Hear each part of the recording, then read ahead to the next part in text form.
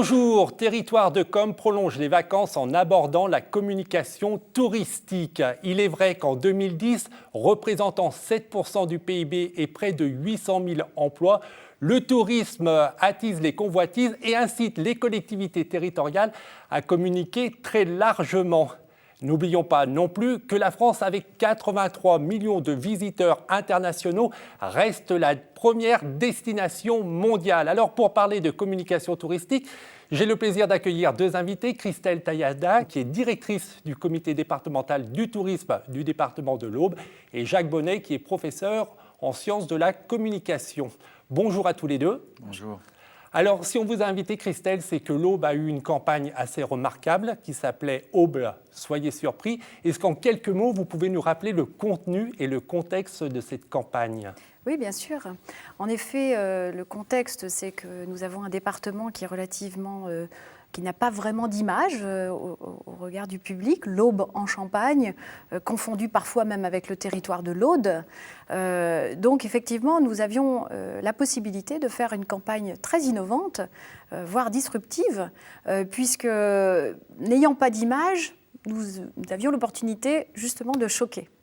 Donc nous avons fait le choix de choquer, légèrement bien sûr, mais par la surprise. Alors comment vous avez surpris les gens ?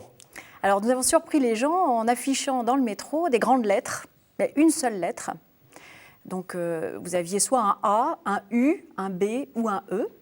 Et évidemment, à Châtelet et puis dans une autre grande gare de Paris, vous aviez les 4 lettres alignées. Donc là, vous aviez la réponse. Mais sinon, si vous ne voyiez que le A, le U, le B, le E, vous aviez un QR code et simplement l'adresse soyezsurpris.fr et c'était à vous d'aller chercher l'annonceur. Donc ces gens-là allaient flasher sur le QR code. Voilà. Et ils tombaient sur quoi ? Alors ils flashaient le QR code où ils allaient sur le site. En fait, on a vu que la répartition était assez égale. Et ensuite, ils tombaient. Alors évidemment, on avait promis la surprise, donc on ne pouvait pas directement afficher l'Aube. Donc on affichait une vidéo de touristes qui était un petit peu déjanté, on va dire, qui provoquait plutôt un petit axe humoristique et qui présentait une des caractéristiques de l'Aube, sachant que nous en avions choisi 4. Le champagne, bien sûr, puisque nous sommes le 2e producteur mondial de champagne, les Grands Lacs. Qui est moins connu, là, c'est surprenant, mais effectivement, il y a des grands lacs dans le département de l'Aube. Absolument. Il y a 3 grands lacs artificiels, mais qui constituent des bases nautiques intéressantes. Le côté tourisme d'affaires et magasin d'usine. Nous, on vient aussi pour affaires et pour faire des affaires. Voilà. Et puis, le U comme unique. Voilà. Et là, c'est plutôt notre patrimoine qui, aujourd'hui, constitue vraiment aussi un axe de surprise parce que les gens ne savent pas qu'il y a beaucoup de belles choses à voir dans l'Aube. Alors justement, les vidéos étaient aussi assez surprenantes. Il y en a eu plusieurs qui ont été produites et je vous propose d'en visionner une parmi, je crois qu'il y en a 4 qui ont été faites sur la première campagne. Donc je vous propose de visionner... 4 sur la première, 4 sur la suivante. Voilà, et je crois que celle-là est sur la 2e campagne pour être très précis, donc je vous propose de regarder cette vidéo.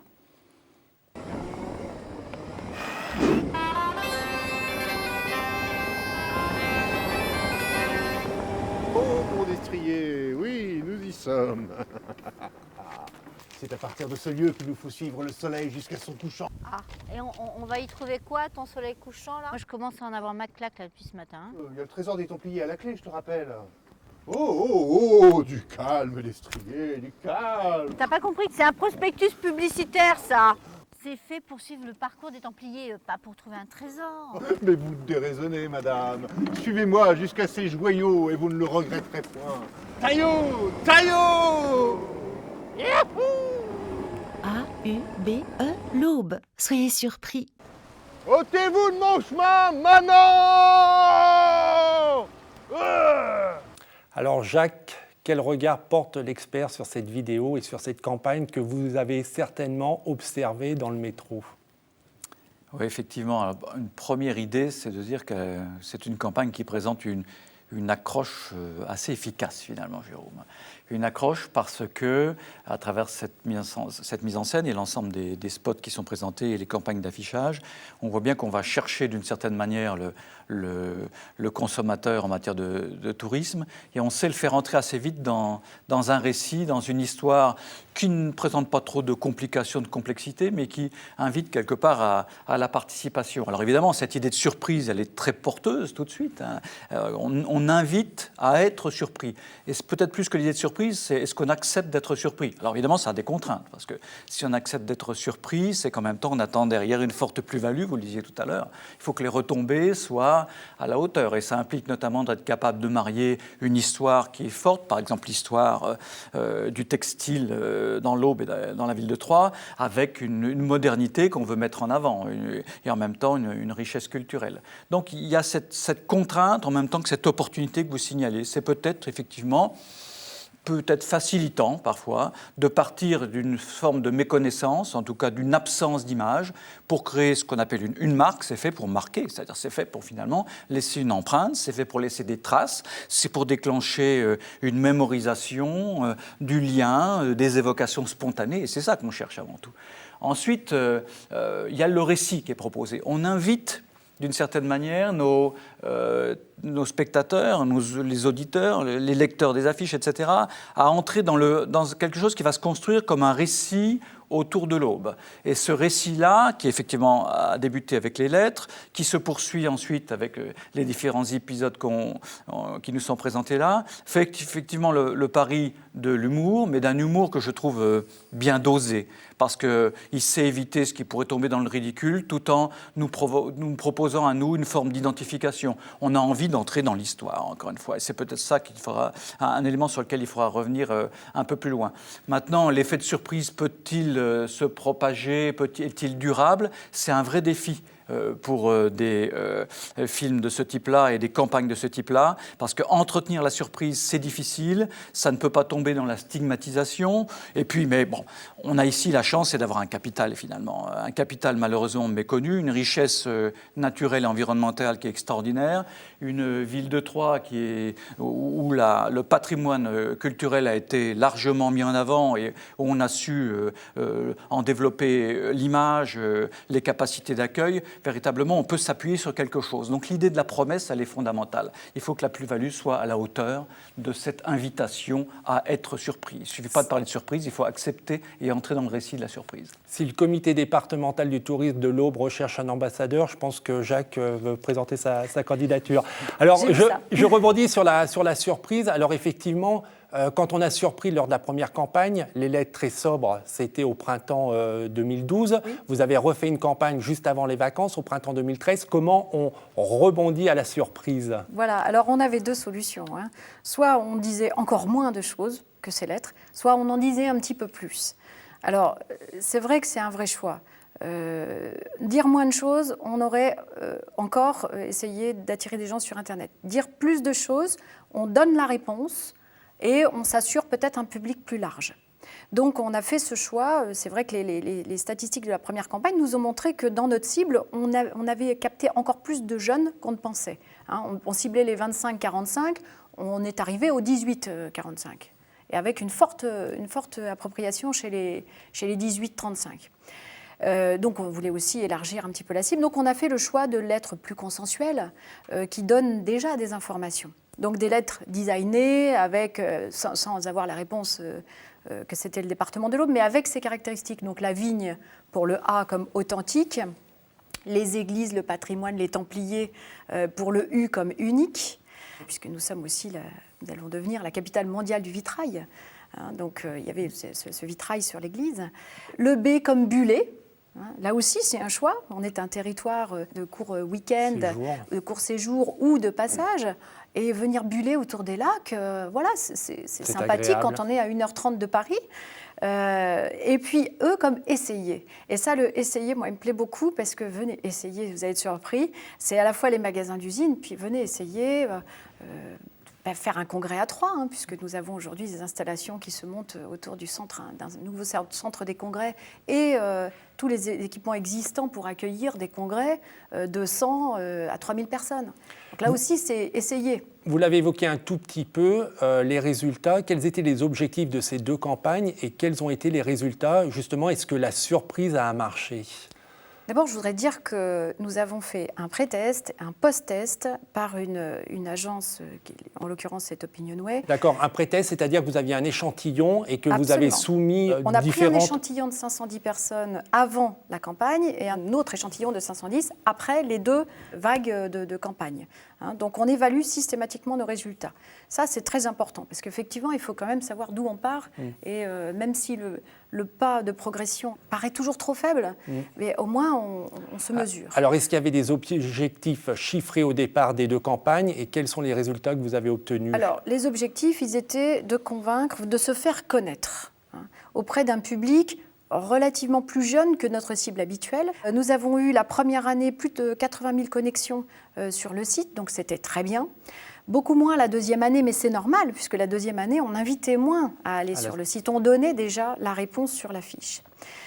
Voilà, et puis surtout, cette enquête OpinionWay nous montre qu'on a eu 10% de mémorisation du fait qu'il y ait eu une campagne sur l'Aube. Ça, c'est quand même assez énorme. Et 12% des gens qui ont répondu oui se souviennent de la campagne de la première année. Donc, il y a eu une très bonne mémorisation. Après, est-ce que tout le monde a compris le message? C'est un autre débat. Mais clairement, il y a eu une bonne mémorisation, comme vous le disiez, de la marque. Aube, soyez surpris. Ça, c'est un message récurrent chez Jacques, l'importance d'avoir des objectifs avant une campagne et puis, bien évidemment, de les évaluer derrière. Oui, partir d'un diagnostic solide et pouvoir évaluer. Et en même temps, une des conditions de réussite qui est frappante ici, c'est s'inscrire dans un parcours. C'est cela aussi qui permet un parcours de lecture. C'est ce qui permet de maintenir cet effet de surprise. On part de quelque chose, comme on le dit, pardon, on rentre un peu dans la technique, mais on rentre dans des indices d'abord avec les lettres. On a d'abord des indices qui viennent capter, attirer l'attention et créer cette espèce de jeu de pistes de lecture chez tout spectateur. Ensuite, on est un peu plus dans des icônes. On a des personnages, on a des monuments, on a des lieux, on a le lac, la forêt d'Orient, etc. Et puis, finalement, tout ça pour toucher le fin du fin dans toute communication. Quand est-ce qu'on gagne en communication? On gagne quand on arrive à toucher au symbolique, c'est-à-dire quand on arrive finalement à faire oublier tout le reste pour que demeure finalement une valeur forte, une idée forte, et pas 50, une idée forte, une envie, une motivation, une identification. Et c'est là qu'on gagne. Et de ce point de vue-là, le pas est franchi. Maintenant, reste la question effectivement de la compréhension des messages. Ça, c'est un autre défi, il est très difficile celui-ci. Alors, je vous propose une nouvelle pause dans notre discussion et puis partir pour une nouvelle destination touristique avec une campagne là très esthétique, mais aussi beaucoup plus classique.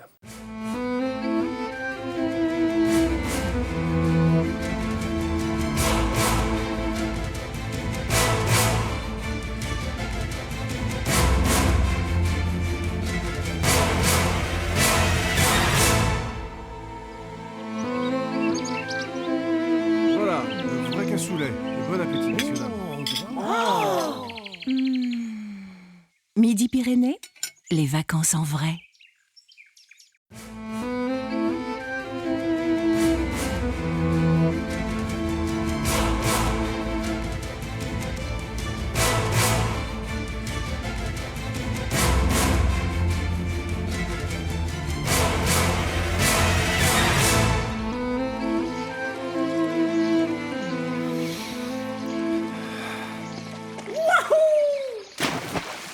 Midi-Pyrénées, les vacances en vrai. Une analyse, Jacques, sur ce spot? Oui, ici, effectivement, on a une démarche au point de vue stratégie de communication qui est peut-être plus classique. Elle a son intérêt. D'abord, elle est très esthétique. Elle s'est présentée de manière très attractive. Elle donne envie, finalement, de plonger. C'est d'ailleurs un peu l'élément de certaines dernières images. On nous invite à plonger dans cette région. Donc, même si c'est classique, ça peut rester efficace. Maintenant, la question qui se pose, c'est celle des limites de ce type de message. On reproche souvent en France, à différents territoires, d'avoir une démarche que l'on qualifie un petit peu parfois de muséale ou de monumentaliste, c'est-à-dire on montre nos œuvres. Effectivement, on a nos viaducs, on a notre Mont-Saint-Michel, et chaque région ou département pourrait après tout revendiquer ce défilé, ce cortège d'œuvres en tout genre. La vraie question qui se pose aujourd'hui, c'est qu'il est nécessaire de combiner ce mode de présentation d'une manière plus active, parce qu'on a affaire à des acteurs, des consommateurs, comme on le dit en communication aujourd'hui, qui cherchent autre chose, parce qu'ils cherchent du récit. Et on le voit bien dans leurs usages, dans leurs attentes, dans leurs besoins, ils cherchent du récit. Non seulement ils cherchent effectivement à participer, à visiter, à être participatifs dans des lieux d'histoire, d'où le succès des festivals par exemple, des lieux de culture, mais en même temps ils ont envie non seulement d'entrer dans le récit, mais d'emporter le récit avec eux. Pourquoi faire ? Parce que c'est participatif de leur propre identité. C'est une manière ensuite de se raconter à d'autres, à leurs amis, à leur famille, à leurs voisins, à leur environnement professionnel, se raconter comme ayant vécu eux-mêmes une histoire qui devient valorisante pour eux-mêmes. Et ça, c'est caractéristique d'une tendance sociétale globale, qui est celle du développement de l'individuation, c'est-à-dire qu'il s'agit aujourd'hui de montrer que l'individu cherche à s'exprimer tout en étant inscrit dans du collectif. Et c'est peut-être la difficulté actuelle, c'est montrer que le collectif et l'individuel sont pas séparés, et qu'il faut absolument jouer sur les deux tableaux en termes de stratégie de communication. Est-ce qu'il y a d'autres évolutions du comportement des touristes qui font que les communications touristiques vont évoluer ? Et je pense par exemple au développement, à la démocratisation des technologies de l'information et de la communication. Oui, on a, nous, une politique justement de traiter le voyageur indépendant. Le voyageur, il y a beaucoup d'informations qu'il a besoin d'avoir indépendamment. Aujourd'hui, il y a beaucoup qui ne font plus la démarche d'attendre l'ouverture de l'office de tourisme pour aller chercher un renseignement. Il faut qu'il ait tout de suite, très rapidement. Il faut qu'il puisse acheter très rapidement. Sur nos sites web, on a beaucoup plus de consultations, on a une progression à 2 chiffres, on a beaucoup moins d'achats. Donc les gens cherchent beaucoup plus, mais ils ont besoin d'avoir l'information tout de suite, et l'information pertinente. Donc géolocalisée, adaptée à leur langue, adaptée à leur comportement. Voilà, c'est comme sur les sites de VPC. On vous propose exactement l'article dont vous avez besoin. Et bien là, c'est vraiment la même démarche. Quel impact vous y voyez, vous, Jacques ? Parce que je crois qu'il y a 80% des réservations des vacances qui se font sur Internet. Est-ce que ça veut dire que, par exemple, les campagnes de communication doivent se faire maintenant uniquement sur Internet ? Quel impact ça a, ce nouveau comportement du touriste ? Je crois qu'il faut prendre le problème à 2 niveaux.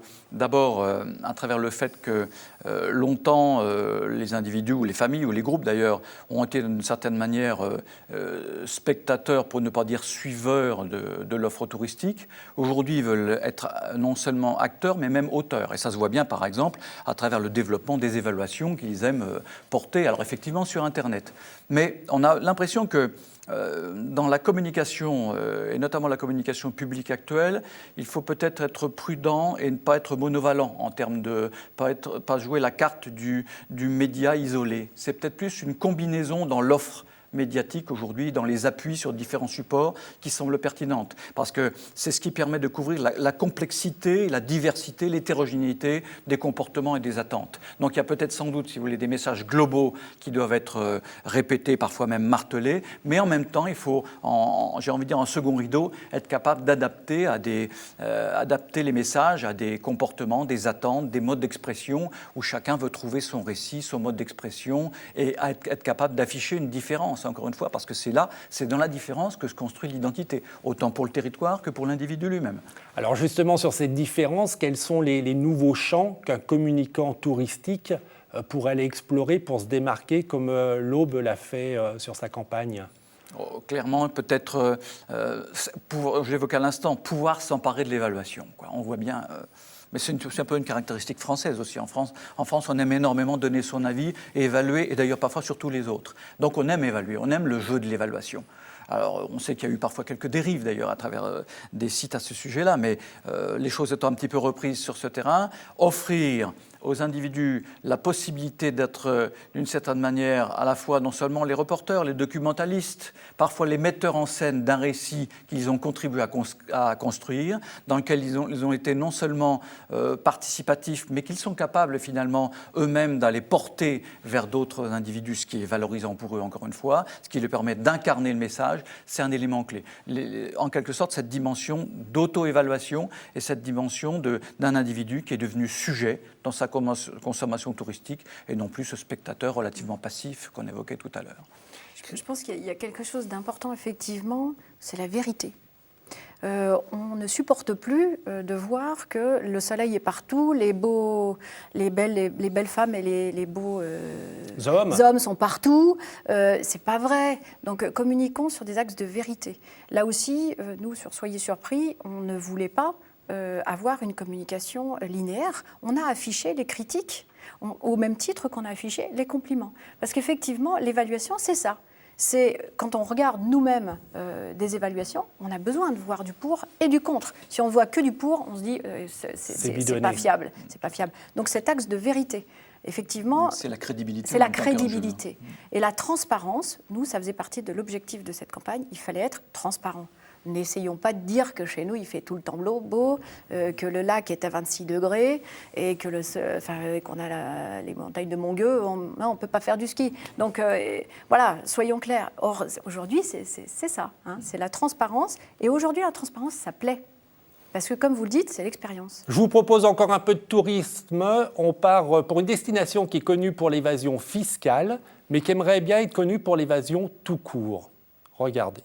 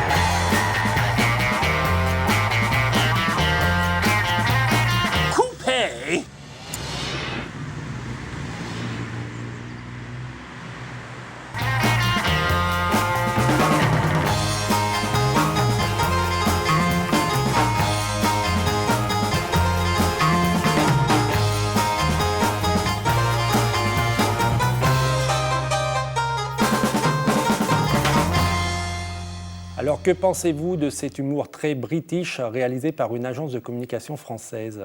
Ah oui, so british, alors effectivement, peut-être avec une représentation française. Et c'est toujours parfois, ça peut être un risque aussi de plaquer ses propres représentations sur une culture étrangère ou sur un public, comme on le disait tout à l'heure.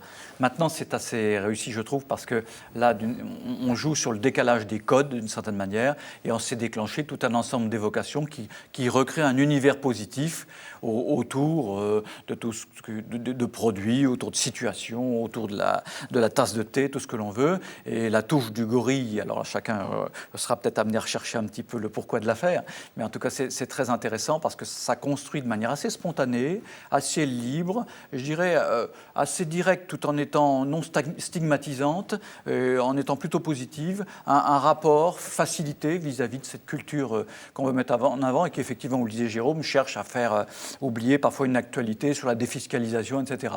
Donc bien joué. Qu'est-ce que vous avez pensé de cette campagne? Ça me fait... Enfin, j'aime beaucoup, moi. J'aime bien, c'est décalé, j'aime beaucoup. Alors effectivement, le gorille, il a une vraie justification. Je vous invite donc d'aller à Jersey pour savoir pourquoi ils ont mis le gorille dans la vidéo. Et je voudrais aussi préciser qu'on parlait beaucoup d'évaluation et d'impact. Cette campagne marche très très bien. Il faut dire que jusqu'à présent, Jersey communiquait sur le soleil. Et on parlait du soleil. Sous prétexte que c'était un des lieux les plus au sud de l'Angleterre, ils voulaient communiquer sur le soleil. Mais en France, le soleil... c'est pas à Jersey qu'on le situe. Donc cette agence a repris le budget et a complètement misé sur ce décalage et sur cet humour british. Et ça fonctionne remarquablement bien. Je vous remercie tous les deux. Alors avant de se quitter, il y a plusieurs choses. Tout d'abord, celui qui ne vient jamais en touriste, et c'est pour ça qu'on l'accueille avec plaisir et intérêt, c'est Bernard Deljari et sa Minute de la Com.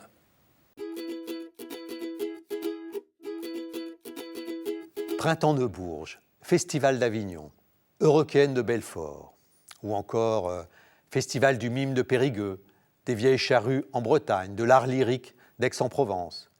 L'été est ponctué de festivals.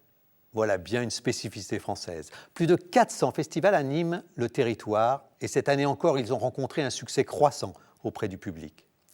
De tels événements attirent souvent des dizaines de milliers de spectateurs sur une ville. Les Vieilles Charrues, par exemple, le plus important festival de musique de l'Hexagone, accueille chaque année, dans une petite commune du Finistère, plus de 200 000 inconditionnels. Les festivals d'été ont donc un impact important sur les territoires. Ils dynamisent le tourisme, attirent les activités économiques, développent l'emploi local et favorisent l'implication des habitants. Ceci explique que des financements publics soutiennent largement ces manifestations culturelles. Les festivals dépendent avant tout des collectivités locales. Les aides qu'elles apportent sont 4 fois plus importantes que celles de l'État, qui ne concernent que les plus grandes manifestations. Un festival est aussi un atout essentiel pour la communication. Il construit l'image de la ville et valorise la perception du territoire. Il accroît la notoriété de la commune. C'est souvent à partir de la thématique du festival que la ville construit sa communication et cherche à créer une dynamique qui dure au-delà de l'événement. Angoulême en est un bon exemple. C'est à partir du Festival de la BD que la ville a construit à la fois son image et son développement. La communication publique qui accompagne l'événement a aussi pour objectif de contribuer à la diffusion culturelle, à l'élargissement des publics, en visant à estomper les inégalités sociales et les barrières symboliques propres à certaines consommations culturelles. La communication veille aussi à la mobilisation et à l'implication des habitants du territoire. Alors, félicitons-nous de cette spécificité française qui voit sur notre territoire ce foisonnement local d'initiatives culturelles qui contribuent à l'image et au développement. Merci Bernard, merci à tous les deux pour cet éclairage passionnant sur la communication touristique. Merci à vous. Pour continuer sur la surprise, évidemment, il y a un site internet www.soyezsurpris.fr et là aussi, je vous engage à ne pas rester dans la visite virtuelle, mais à aller visiter physiquement ce magnifique département qui est l'Aube. Pour revoir cette émission, c'est www.cap-com.org ou www.demain.fr. Vous pouvez également nous faire part de vos suggestions à l'adresse suivante, contact@demain.fr. On se retrouve le mois prochain pour une nouvelle émission consacrée à la communication publique. Ça s'appelle Territoire de Com. Au revoir.